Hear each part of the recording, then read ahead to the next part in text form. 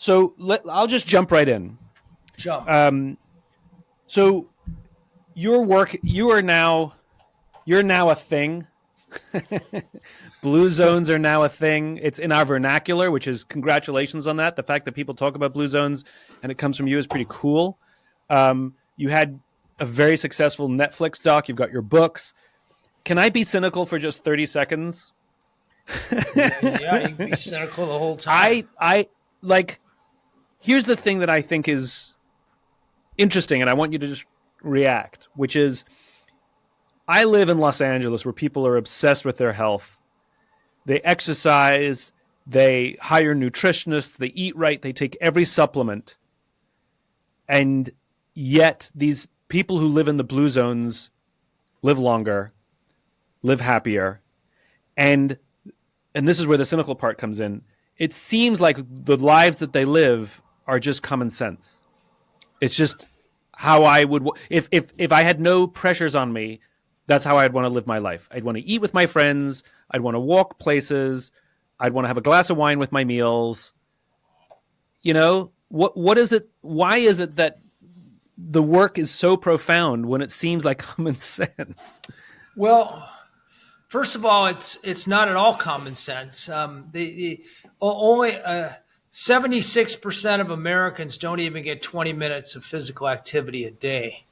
Until I wrote Blue Zones, nobody understood that there was a connection between your social network and your longevity. You know, we now know that if you're lonely, it shaves 8 years off life expectancy. Nobody was making a connection between having a sense of purpose and longevity. And we know that if you can articulate your sense of purpose, it's worth about 7 years. We spend well over $150 billion a year pursuing health, which is diets and exercise programs. And they're a failure for almost all people, almost all the time. That's common sense in America. The way people are, the populations that are actually achieving this extra 10 years of life expectancy, the big insight that we're largely missing is that longevity ensues. It's not successfully pursued. Common sense is we pursue health. Common sense is we find the right diet program, we find the right exercise program, the right supplement, maybe throw in some longevity hacks, run down to Costa Rica for some stem cells. And that's how we're going to live a long time. That's common sense in America. But what's uncommon sense is this notion of instead of trying to change our behavior, we change our environment and thereby engineer our unconscious decisions over the long run. Oh, I love that. And I guess the parts that get left out, because I will leave their names out, but, I know the work of some of the longevity experts. And, the thing that I always find astonishing, and you touched on this, the two things that they rarely, if ever, talk about is friends and purpose. Food, sure. Exercise, sure. But friends and purpose, to your point, are not common sense in America, but are common sense in other places. Because you know why, Simon? Because you can't make money off of them. They're not they're not easily distilled into a pill or a tablet or something marketers can make money off of. That's why it's not in our vernacular. And the bold-faced names I'm sure we're both thinking about. Nobody's going to refute that, but it's not sexy. But the reality is, in a very evidence-based way, they're far more powerful at delivering a higher life expectancy than any pill or supplement or genetic intervention or stem cell. Right now, things may change, and probably in our lifetime, we'll probably see the change, but not now. I mean, I've talked about this before, which is there's a paradox to being human, which is every moment of every day, we are both individuals and members of groups. You are you, but you're also a son, a friend, a brother, a father, a member of a team, a member of a church, a member of a company, and these things very often operate in conflict, which is I'm forced to make sometimes small, sometimes big decisions. Do I put myself first at the expense of the group, or do I put the group first at the expense of me? And there's entire schools of thought on one side of the aisle and the other, but the answer is you're both right and you're both wrong. It's a paradox.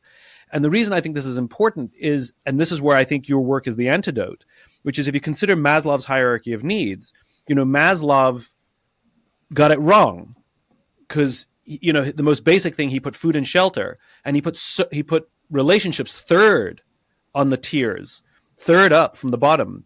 And yet I've never heard of anyone dying by suicide from being hungry. I've heard of them dying by suicide from being lonely. The mistake he made, he's only considered us as individuals. He didn't think of us as members of groups. And the reason I think your work is profound is a lot of these diets and exercise things and all these longevity experts is they think of us as individuals. They're making the same mistake as Maslow.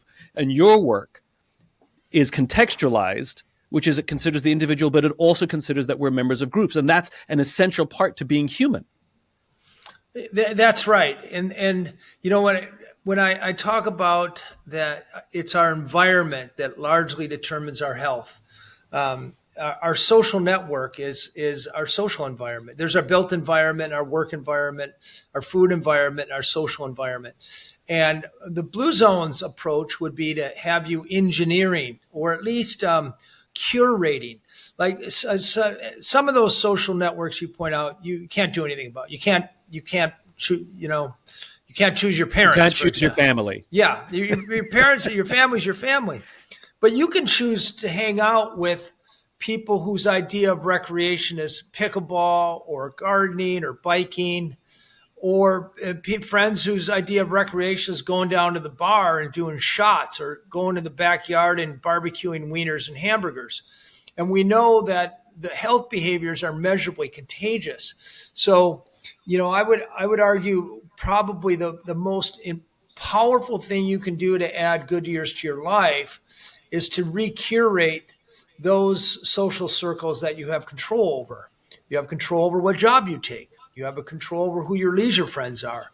You have control over who your best friends, who you spend the most time with are. Yeah. And making those adjustments will have profound and lasting impacts on how long you'll live and how healthy you'll be. And by the way, also how happy you are. When you had dinner, well, I think you're right, which is all of these things are much happier. I know when I was in New York or when I go to London, I walk 5 to 8 miles a day just living my life. I actually don't think about exercising because I'm just living my life, and I feel healthier. I can eat differently. I don't put on any weight. Sometimes I even lose it, and I'm not doing quote unquote anything but living my life.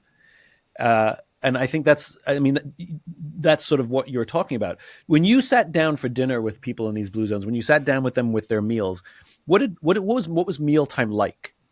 It was always together. Because you went across the entire world to all these very, very different cultures, and I'm curious what the connection was, what the pattern was, regardless of where you were, what mealtime was like. Who prepared it? How many people at the table? What kind of conversations were they having? Like, what was an average mealtime like? What did they all have in common? Well, so the Blue Zones, just for reference point, the Okinawa, Japan, longest lived women, Highlands of Sardinia, longest lived men, the Nicoya Peninsula of Costa Rica, the lowest rate of middle-aged mortality in the world, Ikaria, Greece, 8 years longer life expectancy in Americans with virtually no dementia, and then the United States among the Seventh-day Adventists. First, the meta pattern, they all tend to eat enormous breakfast, or medium size or large lunches and little or no dinner. They tend to eat all their food in about a 10-hour window. But breakfast will usually be a little bit more harried. They're going out to the field or shepherds, and that's not necessarily a family dinner. Midday is almost always a family dinner. They sit down. Interestingly, and I think this is more important than you think, is people will articulate some gratitude for their meal. There'll be some verbal punctuation between the busy day and, okay, now we're going to eat. And by the way, thank you for this food. We appreciate this food. So you get a chance to slow down a little bit, lower that cortisol so you have better digestion. There's never a screen in the kitchen. Nobody's watching, eating to their favorite TV show or scrolling as they eat. They tend to eat as a family. That's actually a very big component. Even if it's a smaller meal, at least some, if not all, family members will be together. So it provides a connection point.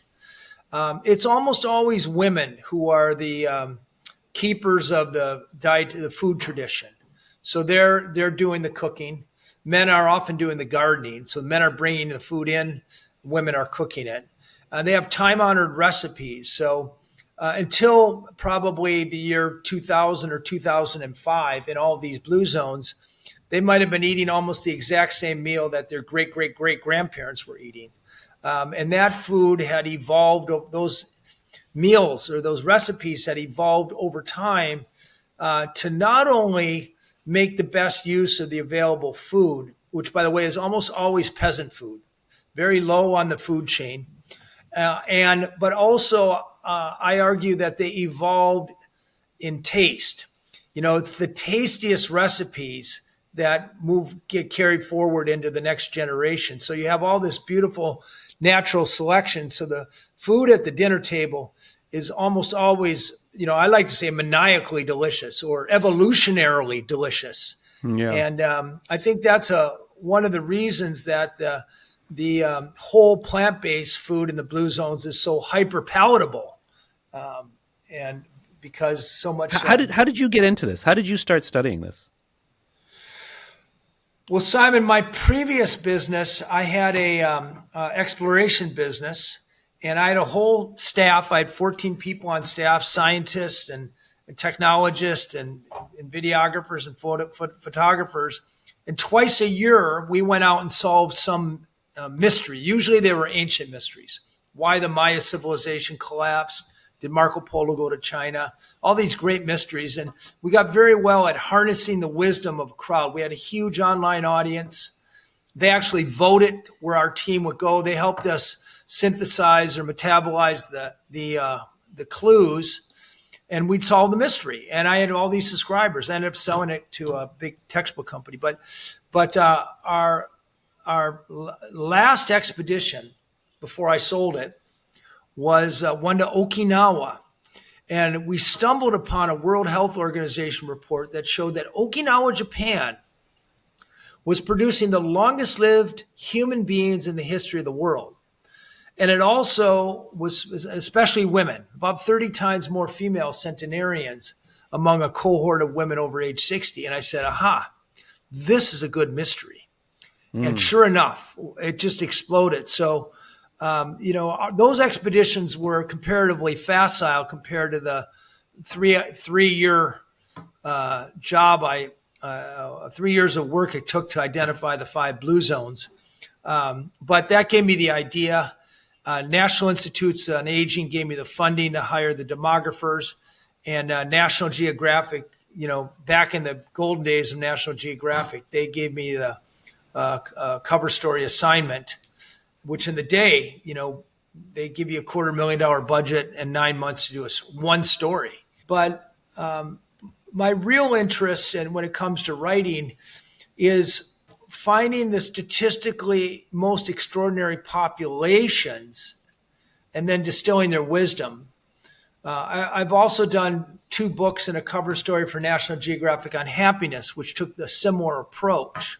Which is really a data-backed approach to what do statistics tell us about living longer or being happier, rather than sort of the semi-anecdotal positive psychology.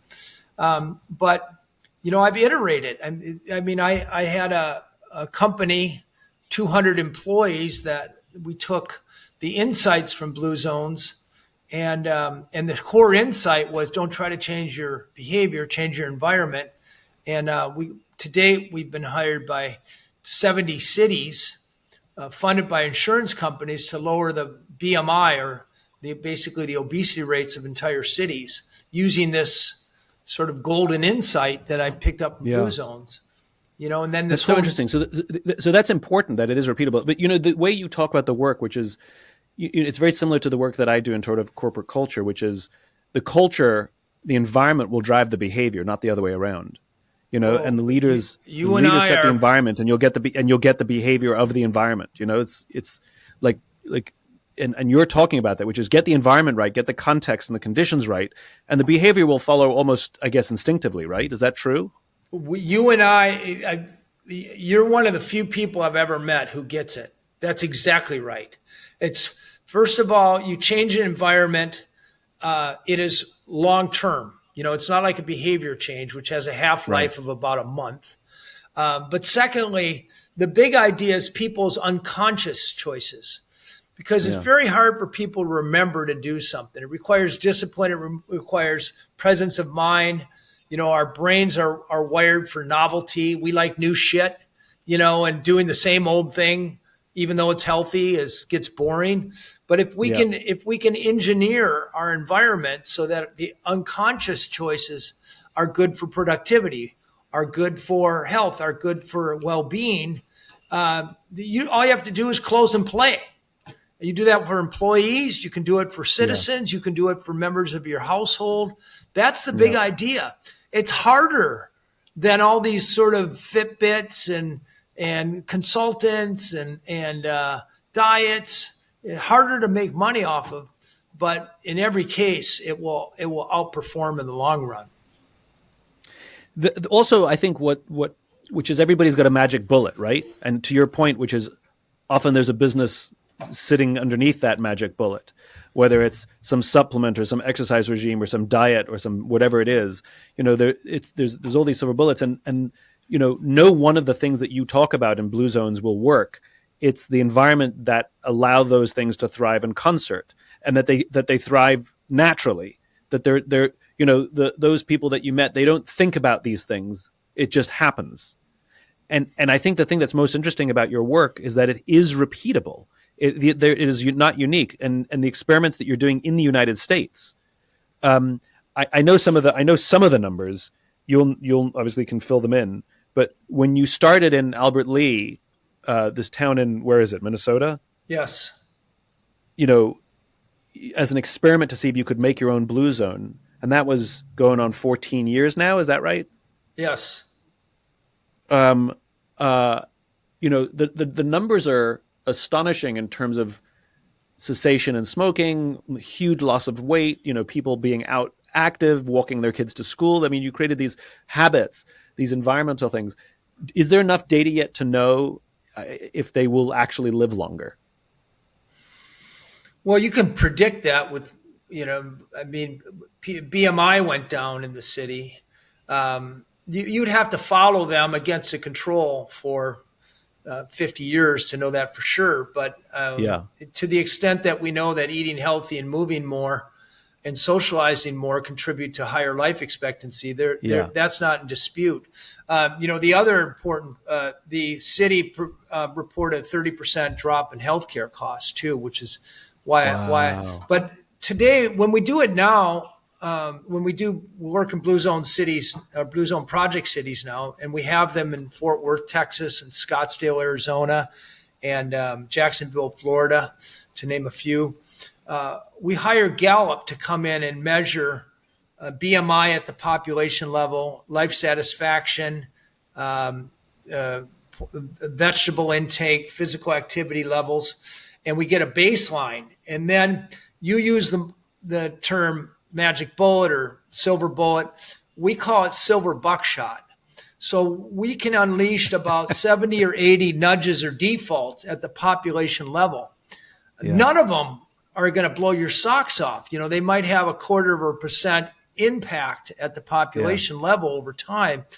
But if we unleash 80 and we get 50 of them working, the collective result is always measurable. Every city we've ever been in, we've seen the BMI of that city go down against controls. Yeah. And it never fails. Whereas a silver bullet may or may not work. And usually a silver bullet works for a certain subset, a demographic. Right. We unleash our silver buckshot at the population level. There's a very famous in academic circle epidemiologist named Jeffrey Rose. And his Rose's theorem shows that if you aim an intervention at the entire population, you get a much better result than an intervention aimed at the people at higher risk. And I mean, that makes sense, right? I mean, even evolution happens at a population level. So it makes sense that these things would have a benefit. I mean, we're social animals. Things happen in populations. Did you measure some of the asymmetrical benefits as well? Did you notice lower divorce rates? Did you notice lower addiction rates? You know, these things that are associated with higher levels of sociability, you know, that we get along with people better, you know, maybe quality of relationships between children and their parents, screen time addiction. You know, were you able to measure any of those things as well? Some of the social benefits? I think the big Uber metric we use is Gallup uses a term they referred to it as thriving, and that's measured by thinking of your life as a whole on a scale of 1 to 10. How satisfied are you with your life today?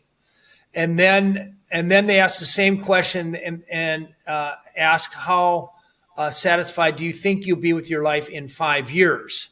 And if the second number is higher, they say that's the thriving score. So we always have higher thriving scores. In other words, people believe their lives are on the upswing at a greater numbers or greater percentages when we go in.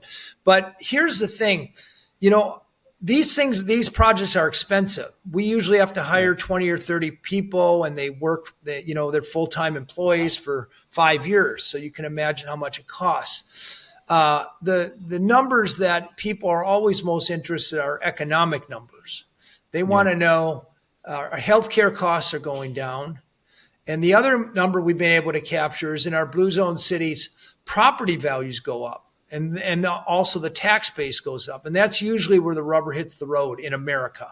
You know, people kind of care about health, but what they really care about is economics.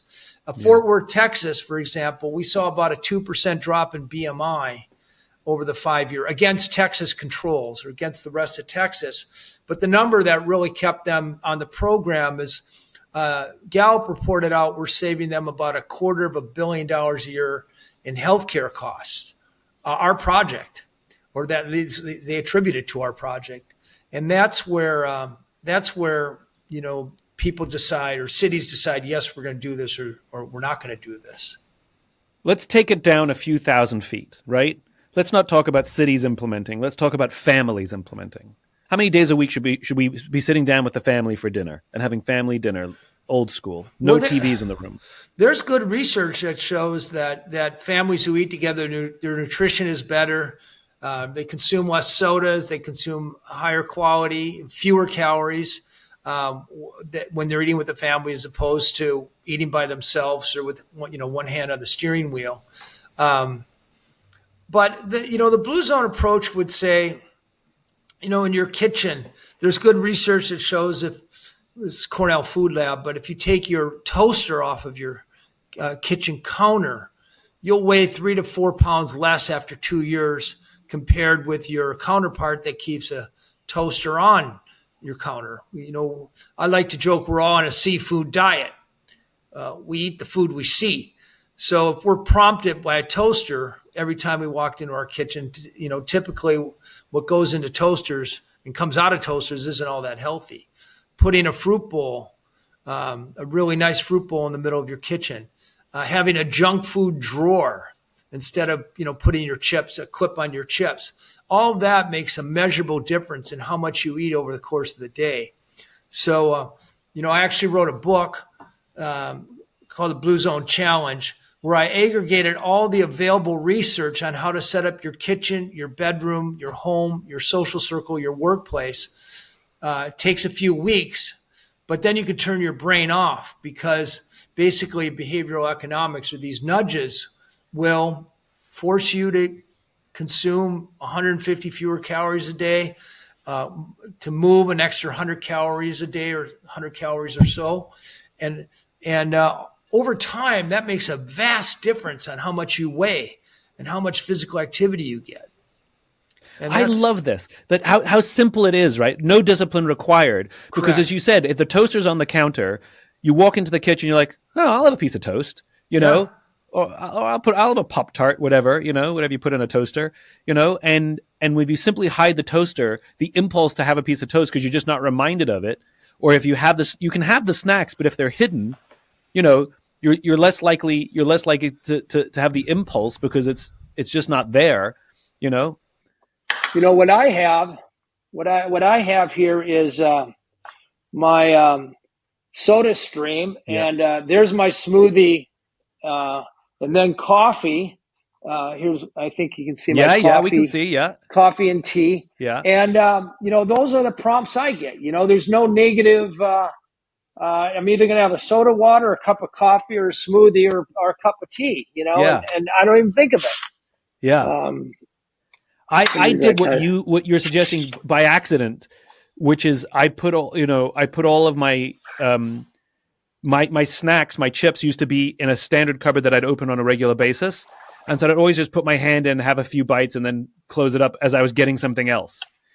And I just decided to reorganize my kitchen. It wasn't a blue zone thing. It just was disorganized. And all of my snacks went into a bottom drawer that you have to bend down to get to. Perfect. And I snack so much less. And I buy snacks and I put them in the drawer because when I'm in the supermarket, I still have the urge. And then when I put them in my snack drawer, I never open it because there's nothing else in it, and I have to bend down to get to it. And I never open it. That's exactly right. And there, by Cornell Food Lab is actually, I can't cite the numbers, but there's a statistically significant difference in the amount of junk food consumed when you put it either down or up, where you have to reach, or around the corner in a pantry. I love the it. worst thing you can do is have it out in the open. It makes a big difference. Rather than hound people or guilt people or shame them, whatever, educate them or give them a free T-shirt for not eating junk food, I just as soon show them how to set up their homes and their workplaces and their lives so they're mindlessly doing better, setting them up for success. We're making a very, very simple case here that behavior follows environment. Like you don't have to learn some habit forming thing to stop eating junk food. You simply change your environment and the behavior follows automatically. And if it works for something as compelling as junk food and sugar and salt and fat, those things which are so appealing to us, then it follows that, changing the environment, all the other things fall into place. I love that no discipline is required or little discipline is required. These 5 blue zones, and none of them are people at 50 saying, well, God darn it, I'm going to get on that longevity diet and live another 50 years. Right. They don't have CrossFit. They don't have Fitbits. They don't have yoga classes or Pilates. They're not calling an 800 number and buying supplements or superfoods or running down to Costa Rica for stem cells. They're just living there. And by the way, they love to party. Some of the most legendary parties in the world are on this Greek island of Ikaria. But their day-to-day, moment-to-moment decisions, they don't even have to think about, are marginally healthier. And that deployed over years and decades results manifestly at population level, by the way. My work is not anecdotal. It's population level data. You see very clear fraction of the rate of type 2 diabetes, cardiovascular disease, fraction of the rate of the cancers of the GI tract, prostate, breast cancer, fraction of the rate of dementia. And they're the same thing over and over. They're not better humans. They don't have a better sense of individual responsibility. It's your responsibility. Like these politicians keep telling, your responsibility to eat healthy. Meanwhile, we live in an ocean of toxic food. You got to find the healthy food here. In blue zones, the healthy food is the default. Let me change subjects on you slightly, change tacks on you here.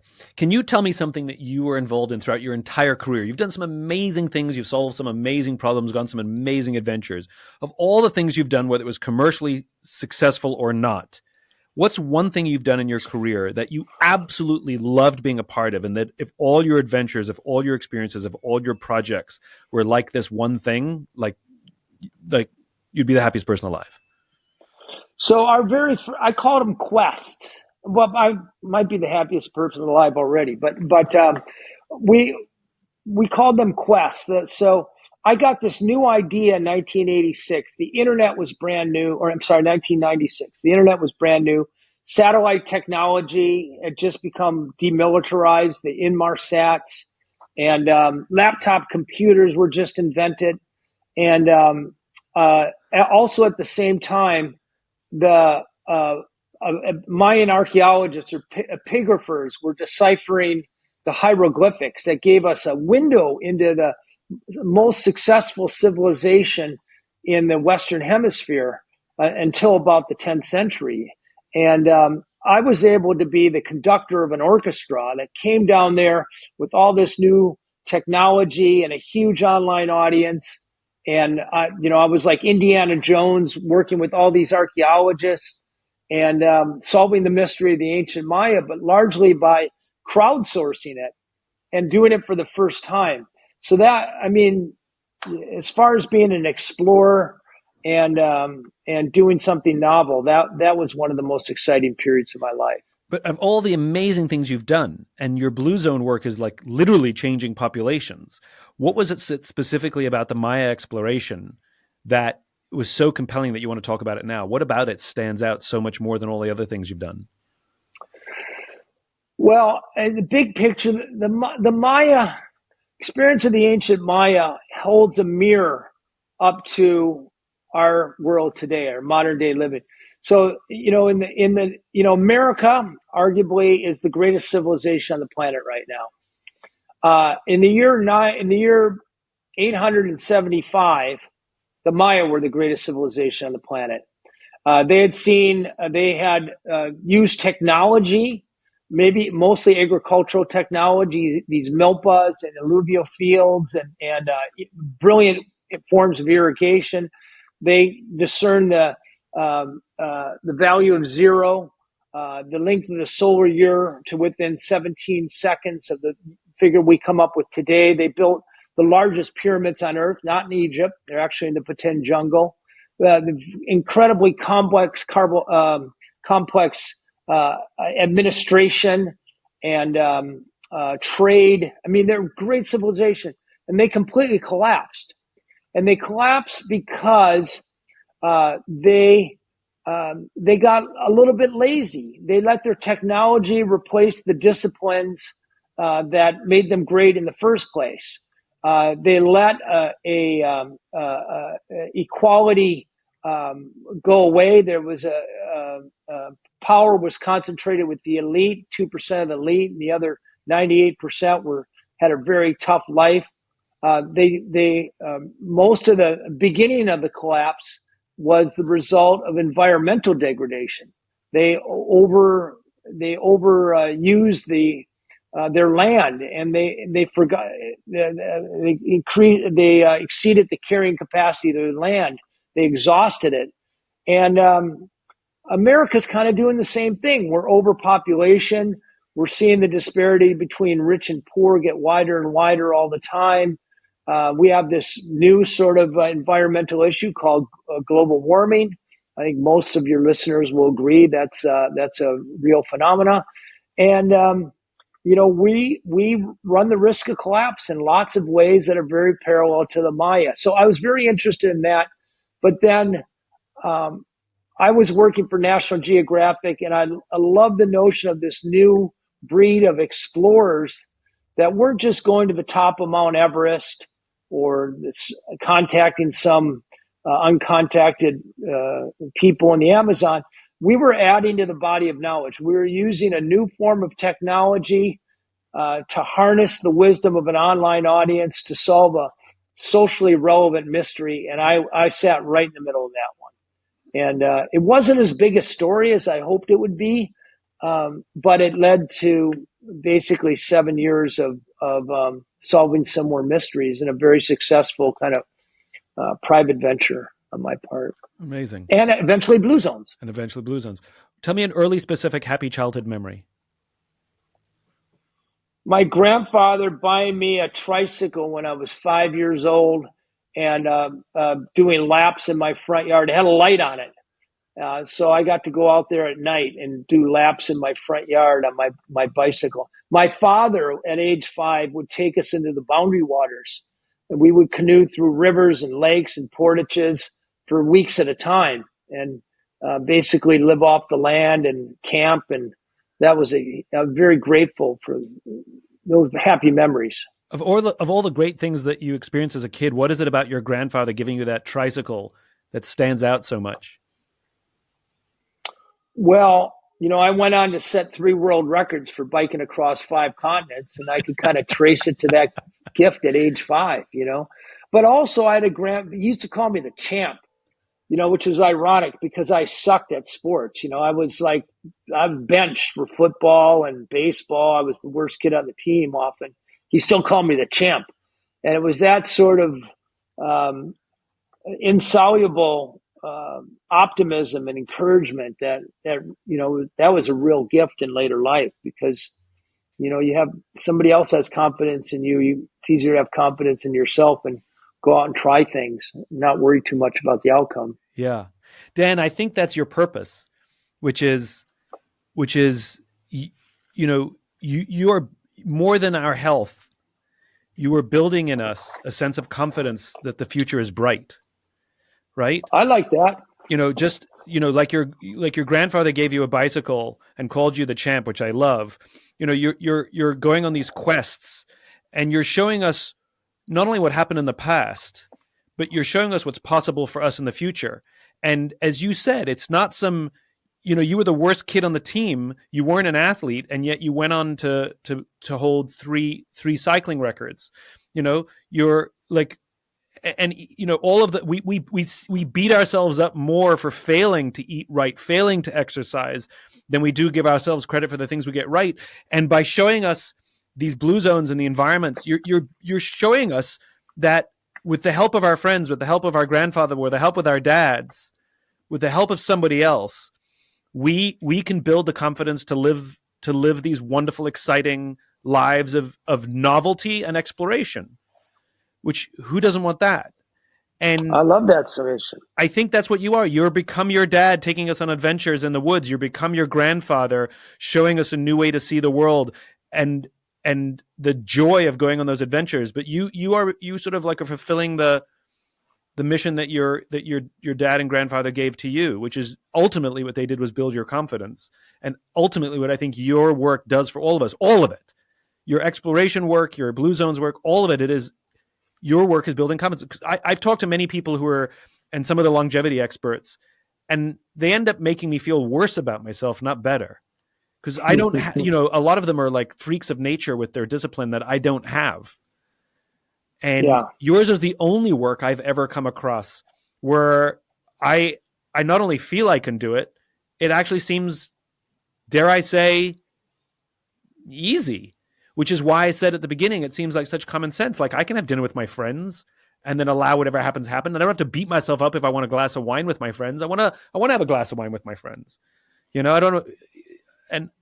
And they eat rice in Japan. And yet all the studies that say I shouldn't eat rice. Well, why not? I like eating rice with my friends, And I really love that. You've built our confidence up and think about the communities in which you went and helped made them healthier.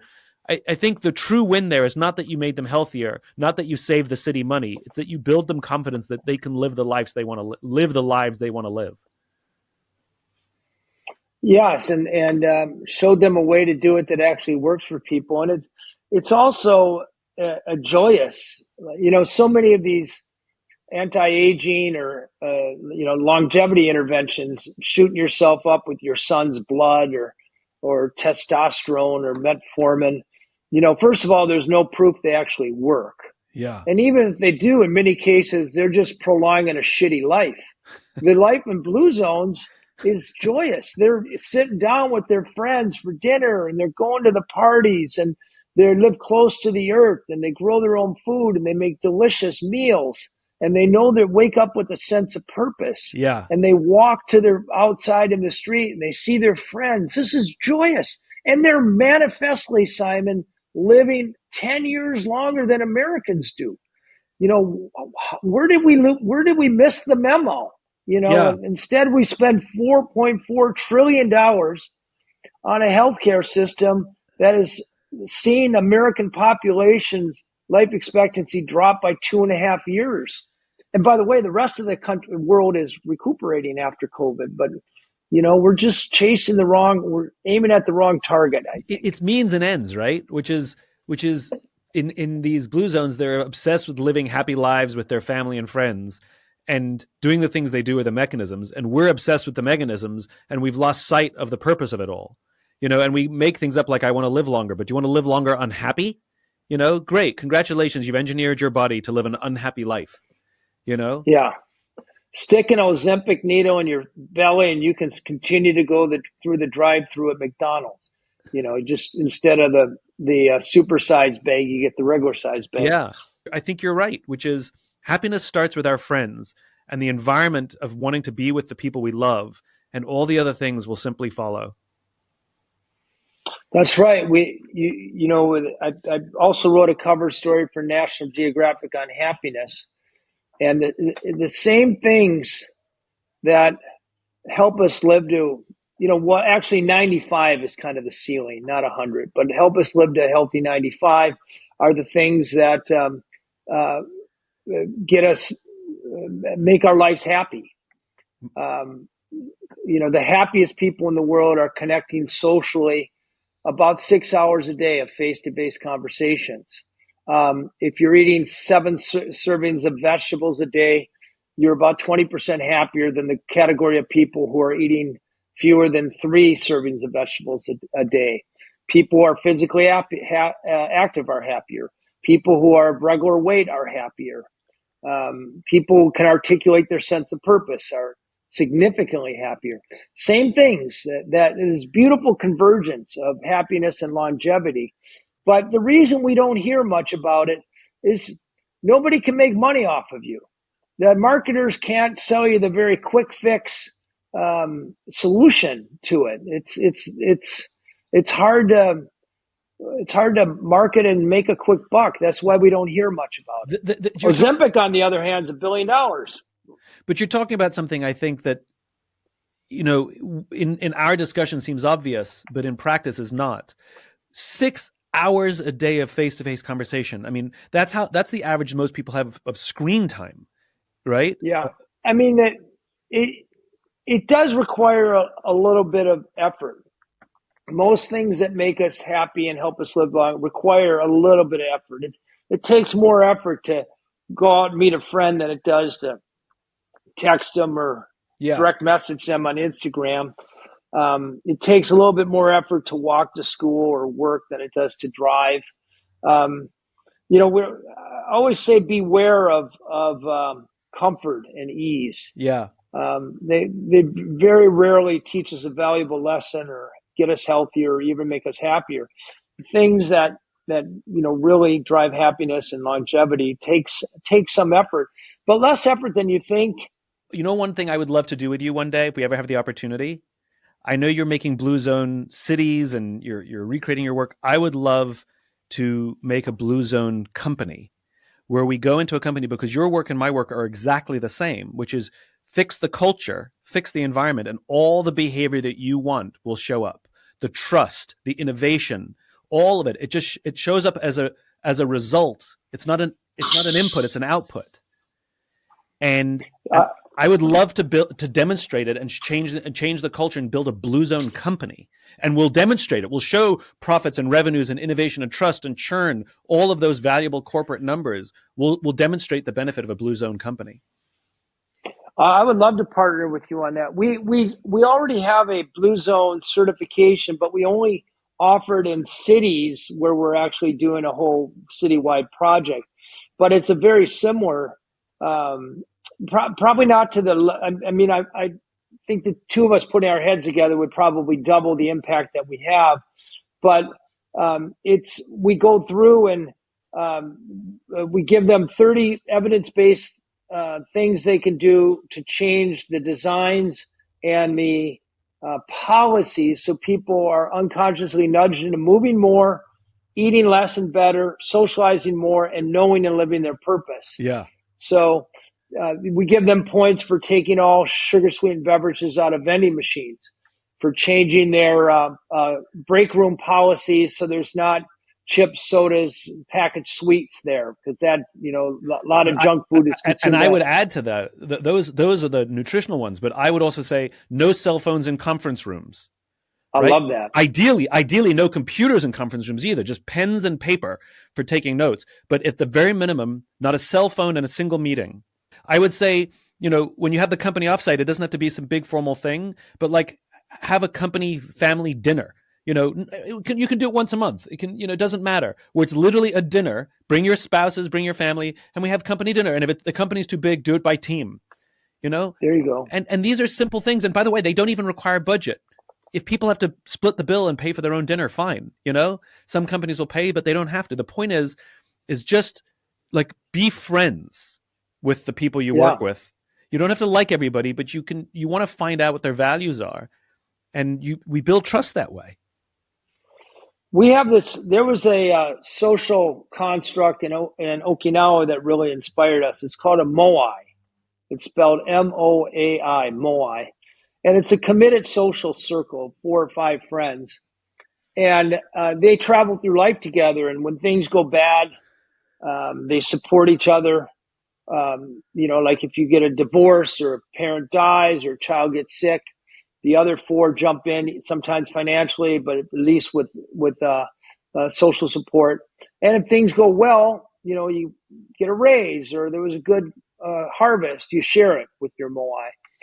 But one of the things we do in companies is, you got to get the company to buy in, but they allow us to get all the employees or the teams together, and we have this process by which we help them pick out their own moai. We actually circle them up and we ask them, we throw out 20 questions. And we say before we ask the questions, pay attention to how other people are answering these questions, because afterwards we want you to go pick 3 or 4 of the people you're going to spend the next 10 weeks with. And then we ask questions like, raise your hand if you've seen a Disney movie in the last 3 months. The next question is about your vacation. Do you like a staycation, a European vacation, or a hiking trip? The idea is the 20 questions get at people's values and their interests. And then it's very easy then for people to cluster up in groups of 5. And sometimes they're managers, sometimes they're workers, sometimes they're executives. We try not to have these sort of artificial pecking order things. And then we just challenge them to eat lunch together or walk together for 10 weeks. And I don't know if you're familiar with this Gallup research that showed that the number one determinant of whether or not you like your job is not how much money you get or how much recognition. Is do you have a best friend at work? Well, that's not going to happen in many cases unless the employer facilitates it. So we actually do these moai programs to get people connected. So when they go to work, they have somebody who knows a little bit about their life, who shares their political tendencies or their religions, and people that you can actually have a meaningful conversation with. Dan Buettner, my mind is buzzing. My ideas are popping. You inspire me, and you leave me more confident now than I was when I started. That I've done my job. I've done my job, Simon. You have done your job. I genuinely am inspired. Thank you so much for taking the time. I loved it, Simon. Thank you very much. If you enjoyed this podcast and would like to hear more, please subscribe wherever you like to listen to podcasts. And if you'd like even more optimism, check out my website, simonsinek.com, for classes, videos, and more. Until then, take care of yourself, take care of each other.